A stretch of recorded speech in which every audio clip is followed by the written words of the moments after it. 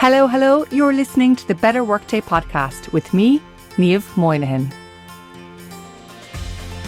Do you aim for inbox 0 or is your inbox more like inbox 10,000? I know people at both ends of the scale, and I'm here today to tell you that the size of your inbox really doesn't matter. What's more important is your relationship with email. See, your inbox isn't just a queue of tasks. It's a digital folder of all the conversations and collaboration happening between you and your colleagues every single day. And instead of aiming for inbox 0 or whatever it is you're hoping to achieve, what if we aimed to leverage email to help us create better workdays? Today, I'm going to share a few ideas to help you do just that. Full confession, I break out in a sweat if I have more than 30 emails in my inbox. And by the way, 30 is a lot for me. Now, these days, I have a really easy way to manage that, which I'll share later in the episode. But in the past, I would have tried to blast through literally hundreds of emails a day, with the only goal being having a clean inbox at the end of the day. Now, I have no doubt that in my rush to get through them, that I replied hastily to conversations that needed more consideration, that I might have added to the noise by sending half replies. And I know that I definitely skipped over information in the short term that left me searching for it at a later date. And we all do it. So I have forgiven myself for rushing through my inbox. But one day I started paying more attention to the sender's name than the subject line. And my whole approach changed.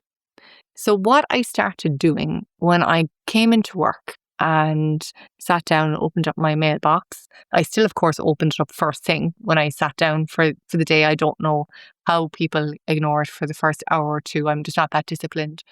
But the inbox would be organised by the time the emails were received by default. And I changed that to view my emails by from, as in who was sending me the email. And when I looked at emails and looked at my inbox through the lens of who was talking to me, who was asking me for information, who was asking me for feedback, it just completely changed the way I looked at them, because it moved from just a series of to-dos to get through to conversations I was having with people.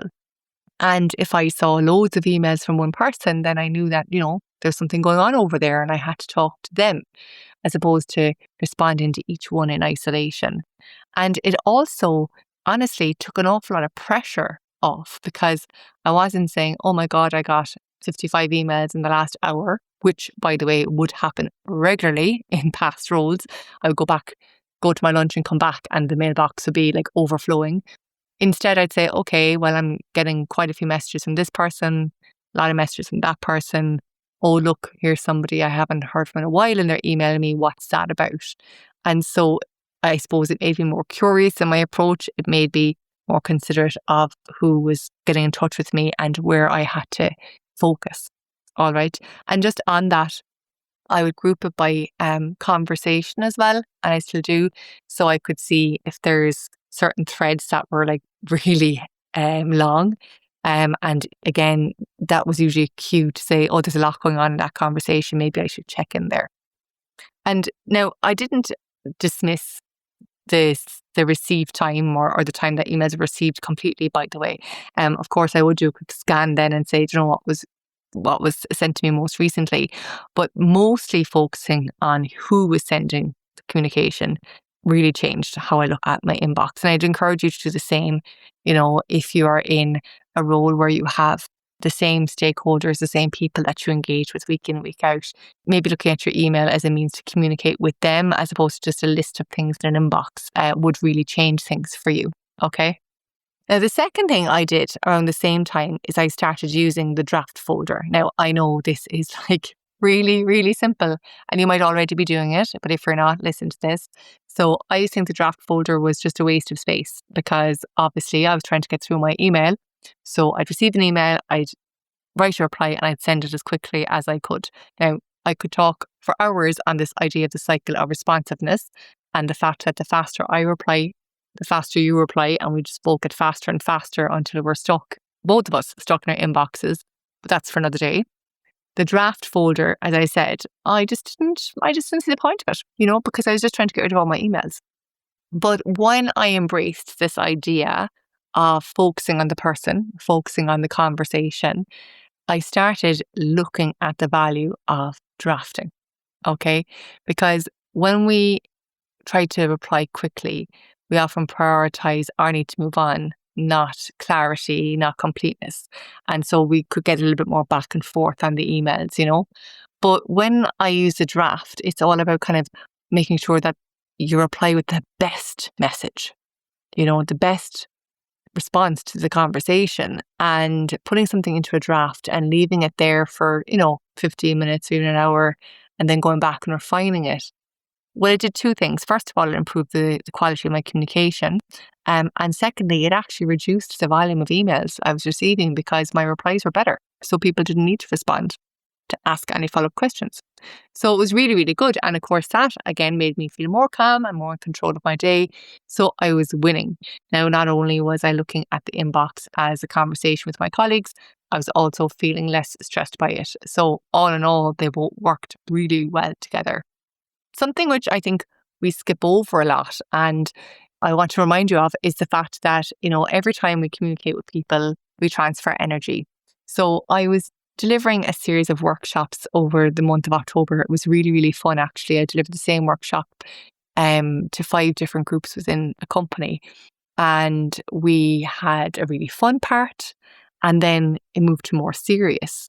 And you could feel the whole energy in the room change as we shifted from fun to serious conversation. And as a result, we took our coffee break to reset and come back.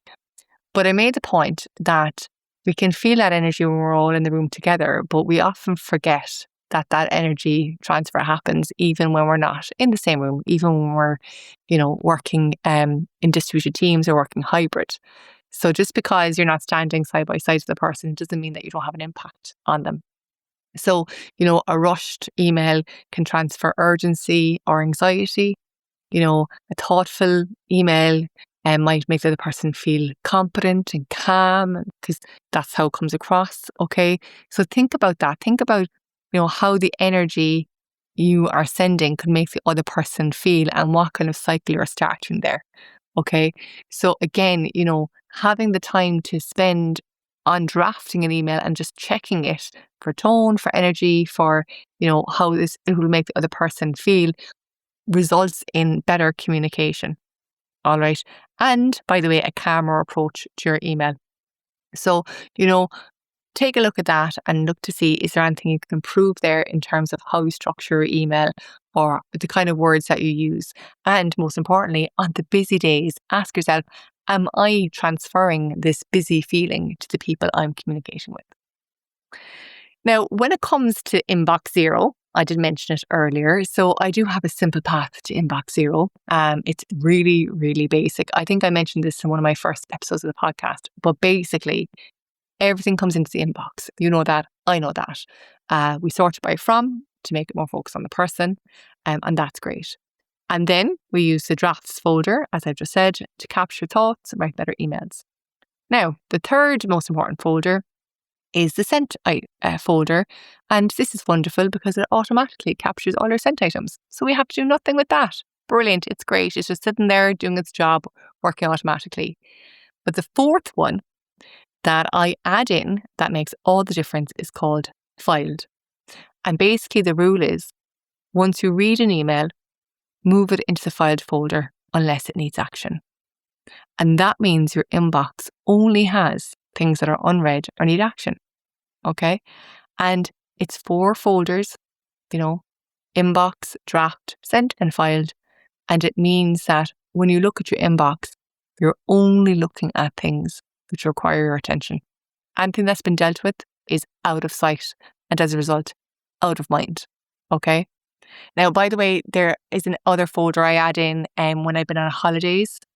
So basically, if I've been out of the office for a week or 2 weeks, I create a folder called holiday and I lift everything that came in over those days, over that week or 2 period, and I put it into the holiday folder. And the reason I do that is because I time box the emails, if you will, and they don't get mixed up with what's kind of coming in live. And I then work through that holiday folder deal with it and delete it when it's done.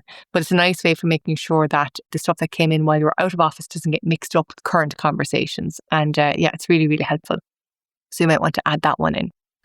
So what can you do? What can you do to improve your relationship with your inbox, to improve your relationship with email, and to actually leverage them to create a better workday? Well, you can start by viewing your emails by the sender and not the timestamp when working in your inbox, and see if that makes a difference to your day. See if focusing on the person, thinking about the conversation, changes the shape of your work with your email. And from there, then, just ask yourself, what else could I do? All right. Depending on your job, depending on what your day looks like, you might have another great idea that I did not mention here. And if that's true, I'd love to hear from you. Connect with me on LinkedIn and tell me what that idea is. Now, if you found this episode helpful, if it has changed the way you think about your inbox and maybe your email, I would love it if you could share it with a friend or colleague who might also benefit from it. And you can leave a rating or review to let me know if it resonated with you.